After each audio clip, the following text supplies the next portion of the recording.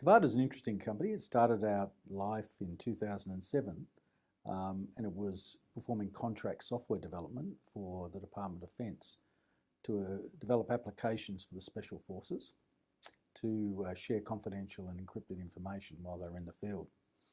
And you wind the clock forward to 2012, the company then started developing commercial applications for use by government and enterprises to securely share sensitive information within their organisation or within third parties. The company listed in 2014 on the Australian Stock Exchange and then didn't perform all that well, but then since the beginning of 2017 we've restructured the business, focused more on the sales and marketing of the product set, build out a new product roadmap, and we're achieving some significant momentum now. So the business model is around software as a subscription service or a SaaS-based business model, hosted in the cloud, or it could be hosted on premises as well. And the intense focus is how do companies or governments secure their sensitive information, but at the same time allow authorised participants to securely share that information. The key risks our software seeks to address are risks associated with authorised and unauthorised access to sensitive information. And we do that by putting a security layer around the data itself. So the things we don't do are provide traditional IT security, perimeter or network-based security or device-based security around your mobile or your tablet, or installing antivirus software on your computers. We don't do any of those sort of traditional perimeter and network security activities because they're proven to be vulnerable to attack over time. What we do is focus around the data itself, the files that are sensitive inside an organisation, and we apply a series of measures relating to access control, policy management and encryption around that data to ensure only those parties who are authorised to collaborate with that data can actually see it. One of the key features of our platform, which is very interesting, is that we cannot see the data or decrypt it because the keys are generated by the customer, the encryption keys, and nor can internal parties, for example, the IT department of a government or organisation, get access to that data unless they are part of a group of people who are authorised to receive that material. We put fine-grained controls around the data and those access rules too. So for example, you might not be able to read it until after a certain embargoed time. You might be able to read it, but you can't print it or you can't on-forward it. And even if you are authorised or could be able to do that, it would be watermarked as well, so that there is a tracking mechanism even around those people who are authorised to access that data. The use cases for that type of application are quite varied. For example, governments tend to want to control public policy documents before they're released to the public. They might have tax or fraud investigations. They might have counter-terrorism investigations, child protection investigations, where you're not so much concerned about those who might be perpetrating the crime in terms of access, but you're worried about protecting the identity of the victims associated with that, and you're sharing very sensitive information, so you don't want it publicly available or broadly available across your organisation.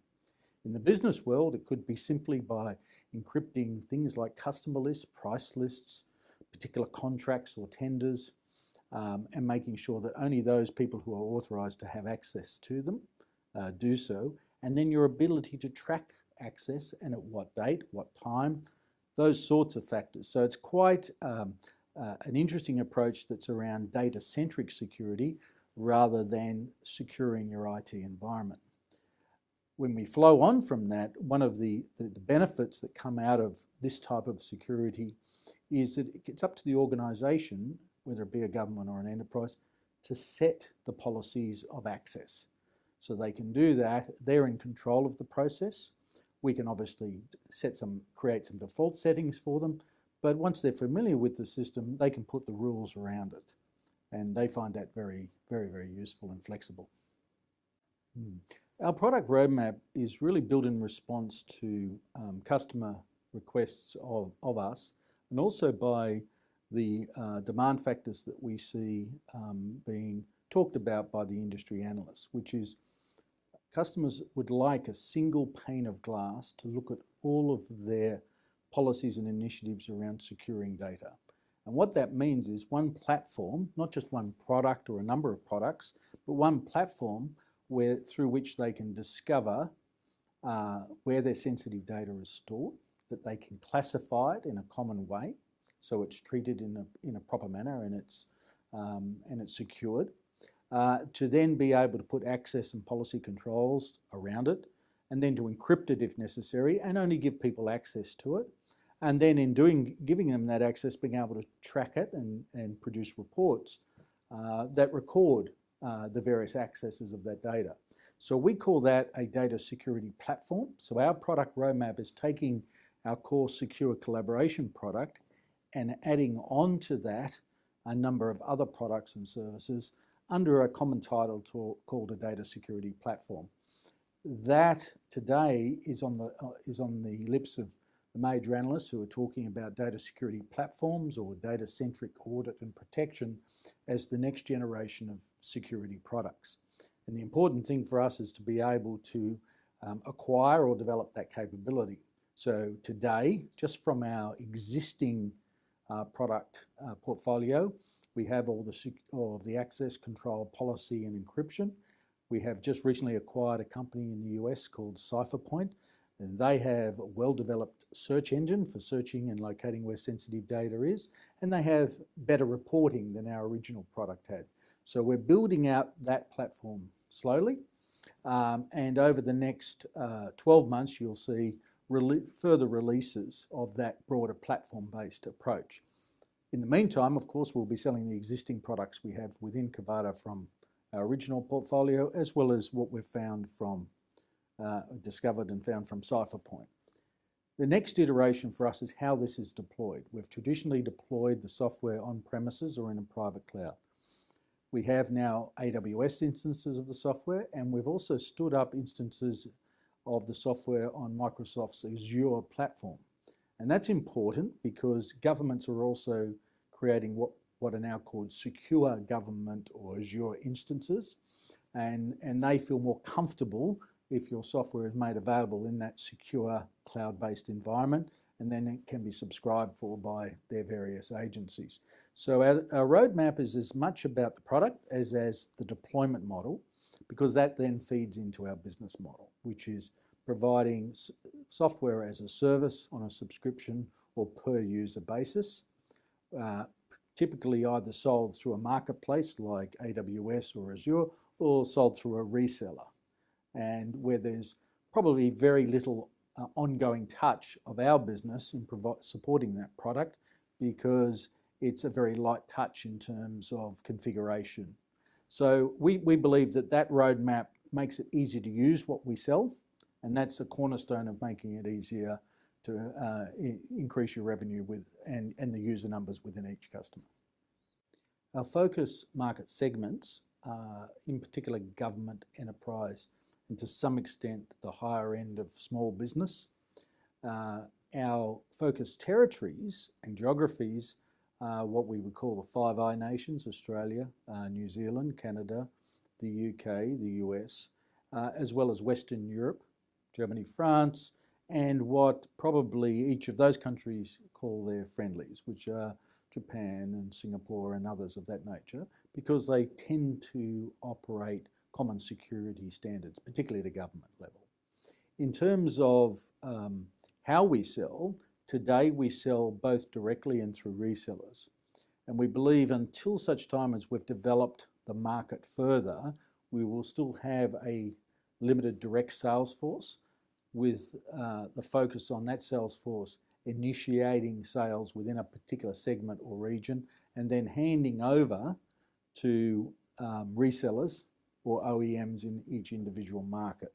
And we would continue to support them with some pre-sales resource, some third and fourth level support, but the resellers will actually take on first and second level support, which is fairly common in a normal SaaS or software model.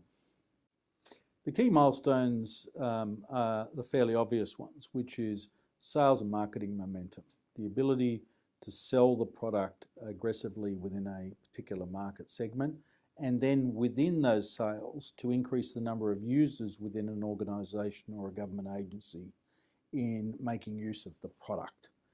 Because we charge on a user basis, so landing the opportunity within the customer is the first step. Expanding the use of our products within that customer set and within their ecosystem when they exchange data with third parties is our primary focus. So basic sales is very important, of course. Secondly, it's the product roadmap, hitting milestones where we release on a 5-quarter rolling product roadmap. Those sorts of elements that I mentioned before around discovery and around reporting and around the analytics that people would like, actionable analytics that they can get from observing how the data is shared between an organisation. I think the third one is probably a little bit around M&A. We've already acquired one business in the US called CipherPoint, which we've mentioned before, and we believe by adding some smaller other specific businesses that have various elements of our data security platform strategy involved in them, that we can actually bulk up a lot quicker and lay a stake to a significant place in the data security market. So they're the sorts of indicators. I think cost model too is probably the other indicator, which is, can the business scale as you would expect a SaaS business to scale, which is an initial surge of activity around R&D and establishing the product and marketing, and then over time that falling away and your general administrative costs being lower, but sales being able to leverage and most of those increased sales going to the bottom line. So that's fairly typical. That's a long-term objective for us, but the market needs to see you can scale in that way, and therefore in the long term produce the sort of profits that are expected from a software as a service company. Today we sell to the Australian government, so 23 government agencies in the Australian market use our software. We've had attempts at penetrating the UK market, and now we're very much focused on that by taking the examples of how this product and our applications are being used in Australia and demonstrating that within UK government.